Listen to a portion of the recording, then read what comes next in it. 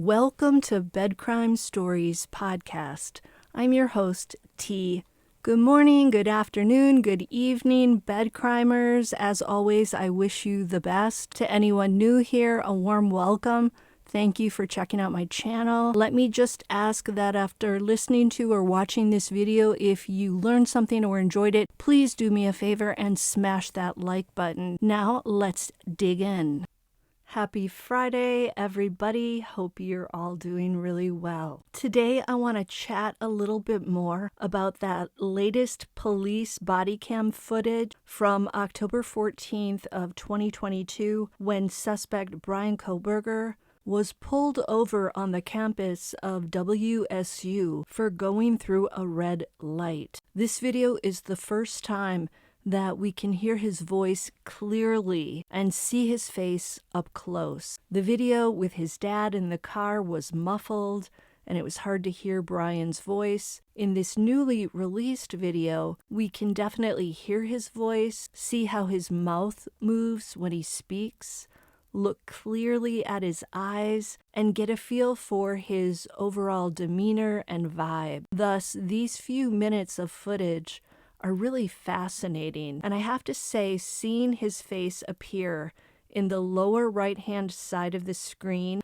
peeking out from the driver's seat, was sort of startling because his eyes are so wide open. It's important to note that this video shows him exactly 1 month before he allegedly committed the grisly crime in Moscow, Idaho. Note that by this point in his life in Pullman, Washington, he'd already gotten into hot water with at least one professor in the criminal justice department, where he was studying and also working as a teaching assistant. He'd already had a verbal altercation with Professor John Snyder, whom he was assisting. That altercation occurred on September 23rd, roughly a month before this traffic stop. Kohberger also received, or was about to receive, an email from a professor about the ways in which he was failing to meet the expectations the department had for teaching assistants. Kohberger hadn't yet been fired, but he was clearly already screwing up. PhD candidates typically strive to have a healthy professional rapport with those who may be approving their future dissertations. This is Brian's first semester at WSU. He should be walking on eggshells at this point and aiming to impress. He wasn't. He was making derogatory comments about females. He was allegedly grading his female students more harshly than his male students. It's interesting that he was sort of allowing his freak flag to fly at WSU, allowing misogynistic comments to fly out of his mouth, and yet in this interaction with a female police officer, he's somewhat deferential. He definitely doesn't spout off, but he is a tad passive-aggressive if you really look at it. Note that right after the officer tells him, "I think you know why I stopped you. You ran a red light." He doesn't just sit there and listen. Instead, he uses his favorite word, actually, and he tells her she's wrong. Not in so many words, but by using actually, that's what he's saying. He replies, and I quote, "What actually happened was I was stuck in the middle of the intersection." So he's denying driving through a red light, and he's basically saying, "I didn't have any choice." Then she has to counter him with, "Technically, you're not supposed to enter the intersection at all for that reason, because if the light turns red, then you're stuck in the intersection. Then you run the red light. So that's why I stopped you." The officer then asks him for his license. He hands over a bunch of papers, and then he asks for more of an explanation about the traffic violation. And he asks what would be the appropriate thing for me to do when I'm in the intersection like that. So we could say this is him just asking politely for clarification, or we could say he's being passive-aggressive and saying, "So what should I have done, lady, when I was already out there?" And really, she already told him, You're not supposed to block the intersection. Stay behind the crosswalk lines until you see that you have an opportunity to carry out the left turn and make it through the intersection. She's exceedingly patient with him. I've been pulled over for speeding tickets in my reckless youth, and I can tell you one male officer I interacted with would have been letting me have it at this point if I had questioned him the way Brian is questioning this officer. By the way, he says actually at least 3 times during this interaction. So we can interpret his behavior in different ways. Some say he's being exceedingly polite. Some of us see passive-aggressive behavior here. What I think we can all agree on is that he can change his spots as needed. He didn't want a costly traffic ticket, so he pulled out the red carpet, polite version of himself. This must be the same version of Kohberger that the female staff at a medical facility raved about after the crime when they came out to say he turned up for a routine medical appointment and was very polite.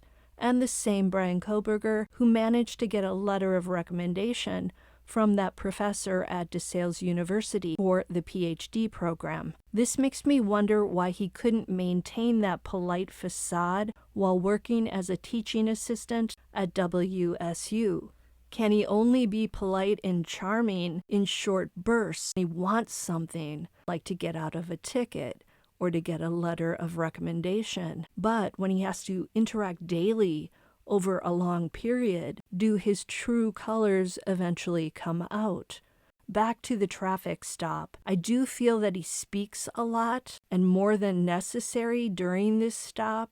He asks a ton of questions about why exactly he was pulled over, what exact traffic violation he committed, and what he should do the next time he finds himself back in that same situation, even though she basically said, don't find yourself in that same situation again. He also overshares information about himself, telling the officer where he's from, how rural it is in his hometown, what the laws are in Pennsylvania. This could be construed as word salad, and I sort of see it as an attempt on his part to maybe bond a little with the officer, as in the old Stockholm syndrome, where a hostage develops a psychological bond with his or her captor. I see Kohberger trying to interact enough with the officer so that she walks away with a good feeling about him, that he's very interested in making sure he understands the law and that he follows it. I think he hopes that if he can convey this to her, she may be less likely to write him a ticket. And that's exactly what happens. He manages to schmooze his way out of the ticket, and he only gets a warning. Note that at the 1 minute 9 second mark, he emphasizes a point, and when he does, he opens his mouth and shows his teeth. He says the words, and then they put on. Look at his mouth when he says then. In that mouth movement, I can see why he's not a chick magnet. His emphasis on then said it all. Just my opinion. And we also have to talk about his eyes. They are not pools of warmth, at least to me. I see a blankness there. Now, maybe this is because he doesn't blink often during the interaction, and he never smiles either. So there's no crinkling of the eyes. In addition, his pupils don't seem to dilate very much, and apparently not blinking a lot, and one's pupils not dilating when they see something scary or when a person's in a stressful situation may be signs of someone with psychopathy. I need to look more into the blinking and the pupil stuff. I think it's really interesting. So what do you guys think? Watch the video now with the sound and think about all that we discussed here. Then let me know in the comments if you agree, disagree, and if you see something I didn't notice. Until the next time on Bed Crime Stories, and happy Friday. Now watch the video with sound right here. Hello, Officer. I am Officer Loangus. Stops being audio and video recorded. I think you know why I stopped you. You ran the red light. What actually happened was I was stuck in the middle of the intersection. Yeah, So I was I was forced behind to you the take a whole left. time. Yeah. Yeah. So technically you're not supposed to enter the intersection at all for that reason, because if the light turns red, then you're stuck in the intersection, and then you run the red light. So that's the reason I stopped you. Do you have your license on you? Do you know the Yep. entrance to Johnson, that street?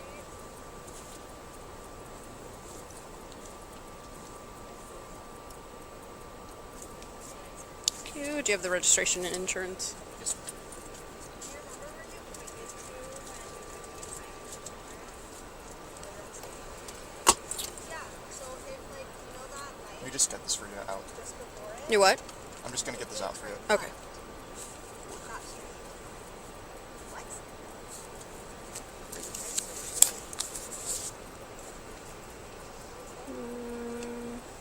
So would you explain that to me a little bit further? So in Pennsylvania, when you're stuck like in their intersection, you have to make the left. So what would the appropriate thing for me to have done been? Not- Just You're back up in not that supposed to situation? block an intersection like that in Washington, so just by you blocking the intersection, that's technically a ticketable violation, and then then you're running a red light, so it's another ticketable offense. So you're not supposed to proceed into the intersection until you can go, because a lot of people do what you just did, right? Is like you're sitting in the intersection waiting, and then it turns, and then you're blocking, so. yeah, there was a little bit of confusion with speeding because someone had stopped. I wasn't sure what they were doing, and then they put on their light to turn. So I thought that maybe they were letting me go through. Oh, Did you see that? no. Yeah, like right before I made the turn, there was someone who like made a right. They didn't have their signal on, so I wasn't sure if they were just waiting. Yeah, so I would just advise Yeah. just don't enter the intersection until you can go, so you don't get stuck. Let's see.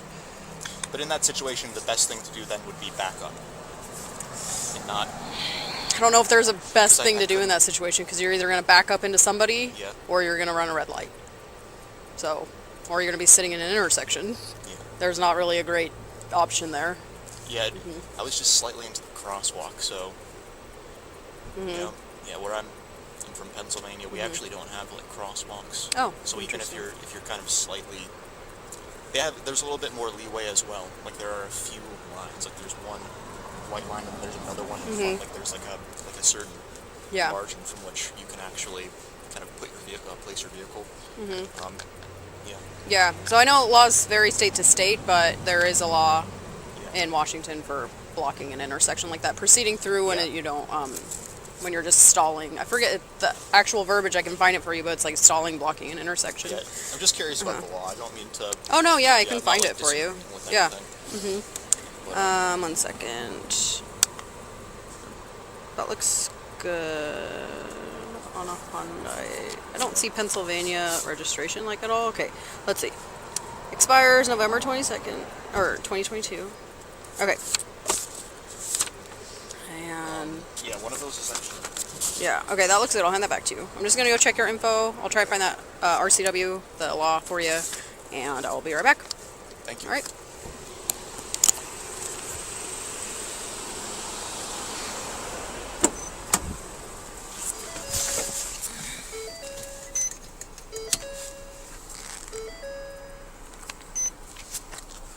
Sierra 331, code 4 driver. Go ahead. Last of Kohberger, King, Ocean, Henry, Boy, Edward, Robert, George, Edward, Robert. First of Brian, Boy, Robert, Young, Adam, Nora. Middle C, Charles. Date of birth 112194, Mount Washington.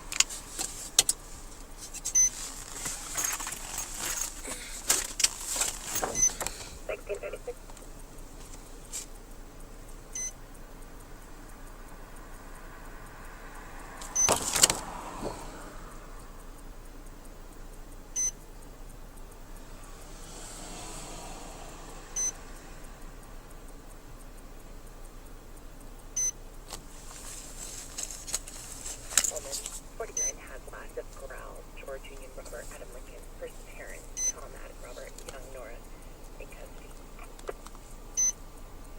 1637.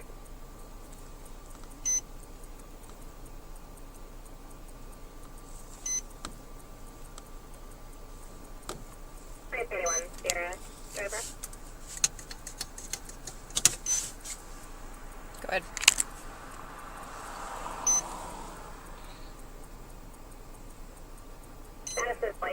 through Washington 11-2027. The vehicle is valid on a 2005 Hyundai Sonata. Copy, it should be an Elantra. Received. Copy, it might be. It actually says the Dan, so that's my bad.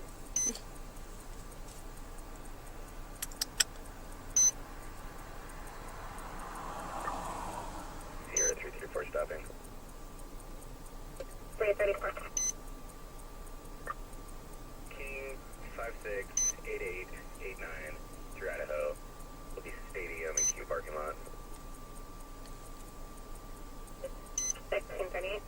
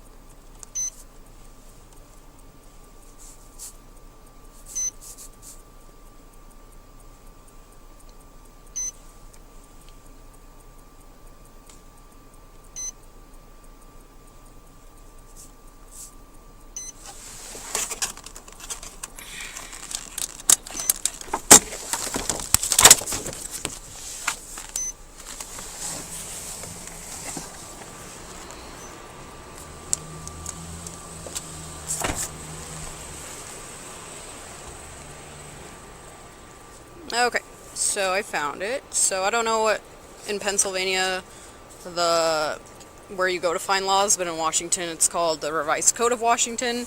So I'll try to turn my brightness up, but it's basically it's just called an RCW. So it's RCW 46.61.202. So it's no driver shall enter an intersection unless there is significant space on the other side of the intersection.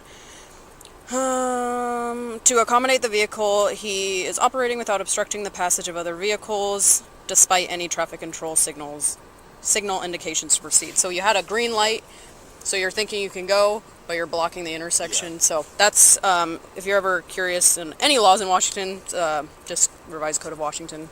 So I'm not writing a ticket or anything like that today. I understand you're from Pennsylvania, but in the future, don't proceed through the intersection. You can't get stopped for that alone, unless you can clearly just clear it right away. Okay. So, So then basically, I understand.